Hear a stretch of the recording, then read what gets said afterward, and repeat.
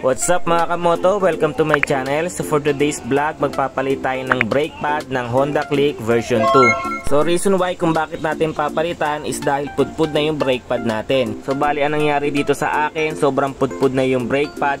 Kumbaga bakal na yung pumipigil doon sa disc brake. Napansin ko na lang yan, yung naging maingay na yung front wheel ko. Lalo na pagka pinipihit ko yung brake. Kumbaga may naririnig akong parang nagkakaskasa na bakal. So mas maganda mga kamoto, lagi nyong i-check yung brake pad nyo para hindi na magaya katulad sa akin. For safety purpose na rin. So wala nang masyadong satsat, simulan na natin. So unahin nyo munang tanggalin tong bolt na to para hindi tayo mahirapang tanggalin yung brake pad pagtanggal natin mamaya ng brake caliper. Dito gagamit tayo ng wire wrench na merong 8mm.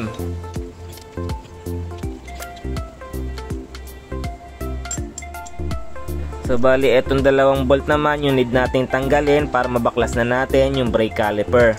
Dito naman gagamit tayo ng flower wrench na T40. Bali meron ako isang set dito pero isa lang ang kailangan natin dyan, which is yung T40 size. So kung wala kayo neto, maglalagay na lang ako ng link sa description kung saan natin to nabili. Mura lang naman yan.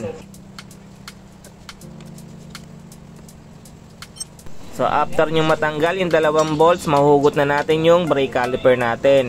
Kung mapapansin nyo mga kamoto, sobrang dumi na rin at marami na rin siyang kalawang-kalawang. Bali ito naman yung dalawang brake pad na pudpod, oh. Kitang-kita nyo naman, oh.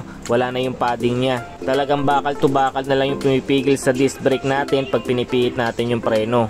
So wag nyong gagayahin to mga kamoto, ugaliin natin i-maintain yung mga motor natin para iwas aksidente na rin. Bago natin palitan ng bagong brake pad, syempre lilinisin na rin natin yan.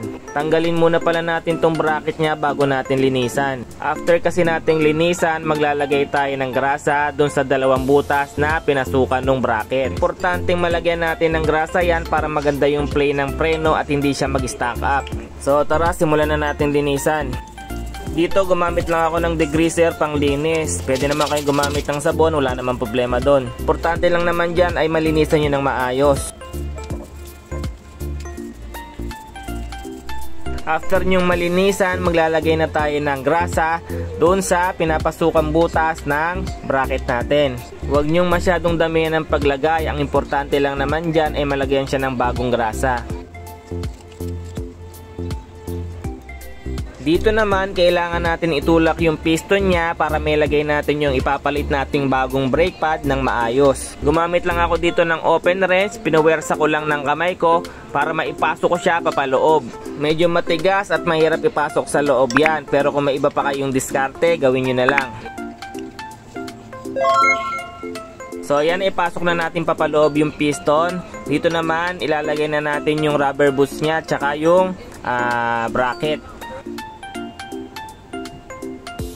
So yan, ibabalik na uli natin yung bracket, ipapasok na uli natin siya sa dalawang butas. Make sure lang na maipasok nyo siya at mailapat ng maayos. Make sure din na nakalapat ng maayos yung dalawang rubber boots para hindi matanggal yung grasang nilagay natin. After neto, ilalagay na natin yung bagong brake pad. Ito nga pala yung ipamamalit nating brake pad, no? SeaWorks brake pad for Honda Click version 2. Sabi nila maganda daw tong brake pad na gawa ng SeaWorks at almost same quality daw na mamahalin at mga branded na brake pad. Bali ilalagay ko na lang yung link sa description kung saan ko to nabili. Pero nasa sa inyo pa rin kung may iba pa kayong prefer na brand ng brake pad. So tara, kabit na natin to. So bali ganyan ang orientation yan mga kamoto, no? Sundin nyo na lang yung ginagawa ko. Dito malalaman nyo kung bakit natin pinasok yung piston para magkaroon siya ng space in between. So yan, no? Yan, importante na meron siyang space para maipasok natin siya ng maayos dun sa disc brake. Ilalagay na natin ngayon yung bolt na una natin tinanggal kanina. Nilinis ko na rin yung bolt na yan at nilagyan ko na rin ng grasa para sa susunod natin na pagpalit ng brake pad hindi tayo mahirapan tanggalin. So yan, ipapasok na ngayon natin siya sa disc brake. Siyempre, lagay na rin natin yung dalawang bolts. Siguraduhin nyo lang na mahigpitan nyo ng maigi. Almost done na tayo dito mga kamoto. After neto, ite-testing natin siya. Pagkatapos natin higpitan yung mga bolt, punta naman tayo ngayon sa right brake lever. Dito, kailangan lang natin piga-pigain yung brake lever hanggang sa maitulak ng piston yung brake pad natin. Kapag matigas na yung pagpiga natin sa brake lever, ibig sabihin okay na yon. Dito naman i-check natin kung meron siyang freewheeling. So yan no, makikita nyo naman umiikot siya ng maayos. Kung may maririnig man kayong konting ingay, normal lang yon. Dalangarin na bago pa yung brake pad natin. Dito tinatry na nating pigain yung brake habang umiikot yung gulong. So yan, nakikita nyo naman no, kumakagat siya. Ibig sabihin successful at walang naging problema yung pagpapalit natin ng brake pad. So yun mga kamoto, hanggang dito na lang tong video na to. Salamat sa panonood. Kung nagustuhan mo tong video na to, pakihit na lang ng like, share, and subscribe button.